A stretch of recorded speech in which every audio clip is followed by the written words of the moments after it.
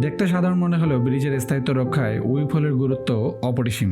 ভূগর্ভস্থ পানি বা বৃষ্টির পানি যখন উইং ওয়ালের পেছনে জমা হয় তখন সেই ওয়ালে প্রচুর পরিমাণে ল্যাটারাল প্রেসার বা পার্শ্বচাপ তৈরি হয়, কারণ ভেজা মাটি শুকনো মাটির চেয়ে বেশি ভারী হয়। আবার দেয়ালে অতিরিক্ত সময় পানি জমে থাকলে রডে মরিচা আসতে পারে। উইপ হোল এই পানি বের করে দিয়ে মাটিকে হালকা রাখে, দেয়ালকে শুষ্ক রাখে এবং ভেঙে যাওয়া বা ফাটল ধরা হতে রক্ষা করে। আপনি যদি সদ্য গ্রাজুয়েশন কমপ্লিট করা সিভিল ইঞ্জিনিয়ার হয়ে থাকেন বা কনস্ট্রাকশন সম্পর্কে জানতে চান, এরকম আগ্রহী ব্যক্তি হয়ে থাকেন, তাহলে আমাদের চ্যানেলের সাথে অবশ্যই থাকতে পারেন। ধন্যবাদ।